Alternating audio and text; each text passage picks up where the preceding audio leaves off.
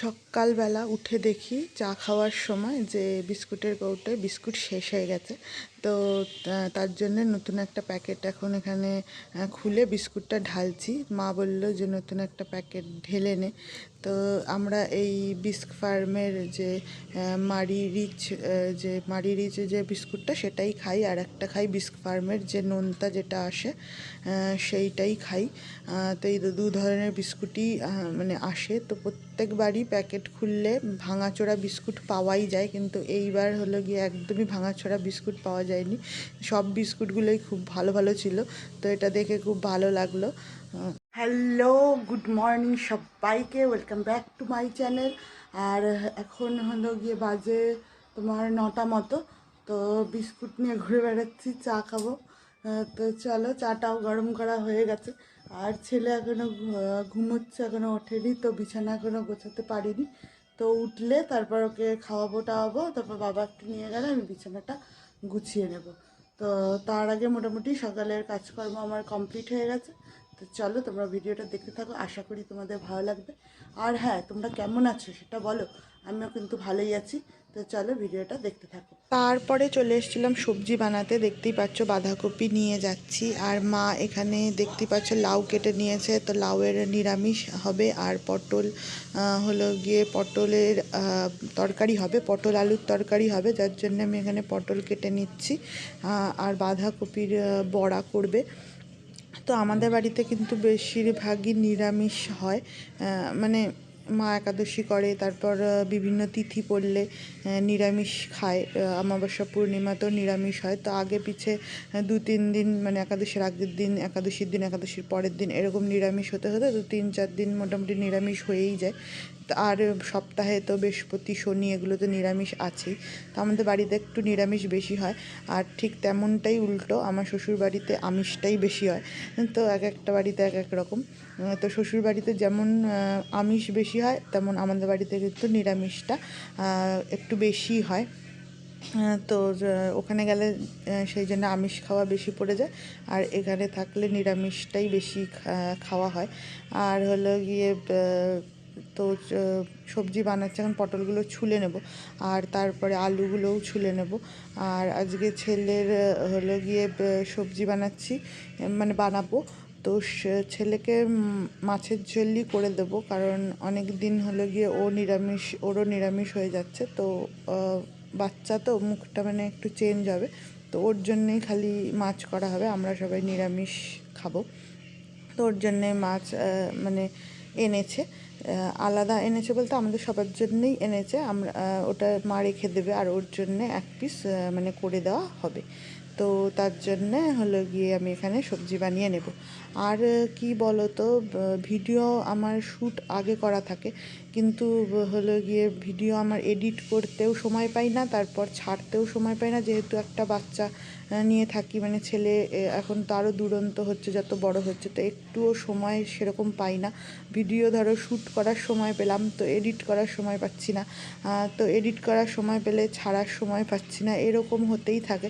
আর এডিটটাও খুবই মানে সময় সাপেক্ষ ব্যাপার, তো যার জন্যে এডিট করতেও বেশ খানিকটা সময় লাগে, সেই সময়টাও বের করাটা মানে পসিবল হয়ে ওঠে না কখনো কখনো। তো যার জন্যে ভিডিও মানে শ্যুট করে পড়েই থাকে, তো দেরি হয়ে যায় ভিডিওগুলো ছাড়তে।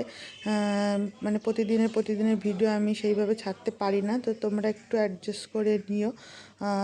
অবশ্যই আমার পাশে থেকো, তো তাহলে আমি আরও মানে ভিডিও দেওয়ার এন্থু পাবো, তো সেই জন্যই তোমাদেরকে বলা। তো এইবার কিন্তু আমি সবজিগুলো ছোলা হয়ে গেল, বানিয়ে নেব। তো বাচ্চা যেহেতু ছোট, সেই জন্য আমি সেইভাবে ভিডিও কিন্তু ছাড়তে পারি না। আর তোমার রিলস বলো বা শর্ট ভিডিও বলো, সেগুলোও এখন খুব বেশি ঘন ঘন ছাড়া যায় না। ধরো কোনো দিন ঘুমালো, তখন আমি শ্যুট করে নিলাম ফটাস করে, তো সেইভাবেই হয়তো হয়, সেই জন্যে তোমরা কিন্তু কিছু মাইন্ড করো না, তোমরা যারা আমার সাবস্ক্রাইবার রয়েছে তারা আমার পাশে থেকো, আর যারা নতুন আমাকে দেখছো তারা কিন্তু অবশ্যই আমার চ্যানেলটাকে লাইক শেয়ার আর সাবস্ক্রাইব করে দিও। যদি ভিডিওগুলো তোমাদের দেখতে একটুও ভালো লাগে তো অবশ্যই আমাকে সাপোর্ট করো, আমাকে সাবস্ক্রাইব করো আর আমার চ্যানেলের পাশে থেকো। তো আপাতত আমি এখানে সবজি বানাচ্ছি, আর হলো গিয়ে মা ওদিকে রান্না করছে, আর বাবা একটু বাইরে গেছিলো, তো বাবা আসলো, দেখতেই পাচ্ছ।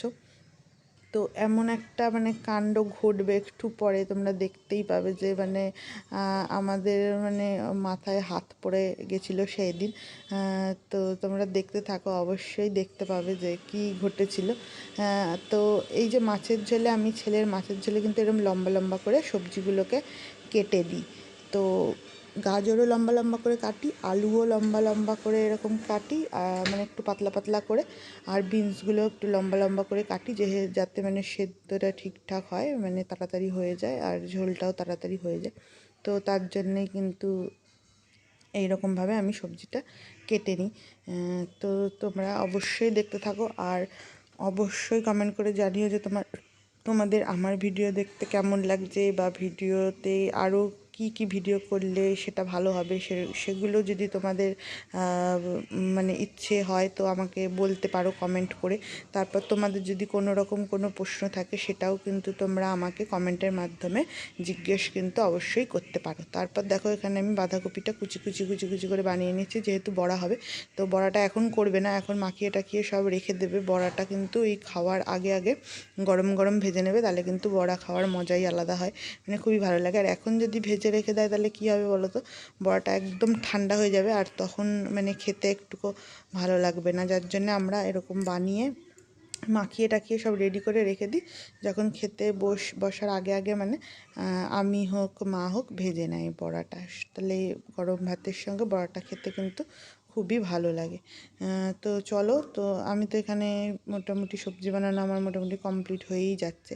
আর এদিকে দেখো মা রান্না করতে করতে হঠাৎ মানে গ্যাসটা ফুরিয়ে যায় আমাদের, যে সিলিন্ডারটা লাগানো ছিল সেটা ফুরিয়ে যায়। তারপর নতুন সিলিন্ডার লাগাচ্ছিল, কিন্তু কিছুতেই রেগুলেটর মানে সিলিন্ডারের সঙ্গে ফিট হচ্ছে না, সিলিন্ডারের মুখে কিছুতেই মানে রেগুলেটরের নবটা খোলা যাচ্ছে না, মানে পুরো আটকে রয়েছে, এমনভাবে আটকে রয়েছে যে সেটাকে সোজা করা যাচ্ছে না, মনে হচ্ছে সোজা করলেই মানে রেগুলেটরের নবটা ভেঙে যাবে। তার মধ্যে যেহেতু নতুন গ্যাসের মুখটাও নতুন ছিল, তো মনে হচ্ছিলো যে গ্যাসটা অনেকটাই ভর্তি ছিল, যার জন্য হয়তো ফিটিং হচ্ছে না। তো মানে গ্যাসটাকে অনেকবার মানে গ্যাসটাকে লিক করা হয়েছে, লিক বলতে মানে ওটাকে চাপ দেওয়া হয়েছে, তো গ্যাস ওর মধ্যে থেকে বেরিয়ে গেছে, কিন্তু তারপরেও ফিটিং হচ্ছিল না। তো মনে হচ্ছিলো তো আজকে না খেয়েই থাকতে হবে, কারণ গ্যাস ছাড়া তো রান্না করা পসিবল না।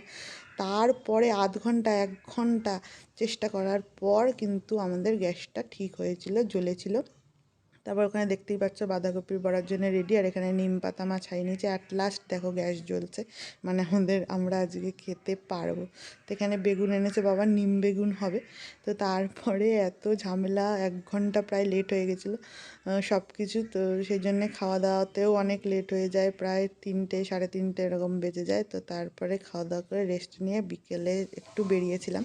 আর আমাদের ফ্ল্যাটটা যেহেতু একটু প্রপার জায়গায়, একদম রোডের পাশে, তো বেরোলেই কিন্তু সব দোকানপাট একদম মানে হাতের নাগালে থাকে, পুরো মানে সবই পাওয়া যায় একদম হাঁটা পথে, 1-2 মিনিটের মধ্যেই কিন্তু আমরা যে কোনো মানে দোকানে চলে যাই, যেহেতু মানে প্রপার জায়গায় থাকার এটাই একটা সুবিধা, সব দোকানপাট কাছাকাছি থাকে। তো আমি শাড়িটাই পিকো করতে এসেছিলাম, তো পিকো করার দোকানে যাব, তো ওখানে শাড়িটা পিকো করাবো। তো তোমরা ভিডিওটা কেমন লাগলো অবশ্যই কমেন্ট করে জানাবে, আর ভালো লাগলে লাইক শেয়ার অ্যান্ড সাবস্ক্রাইব অবশ্যই করে দেবে। আজকের মতো টাটা, বাই বাই, দেখা হচ্ছে নতুন ভিডিওতে।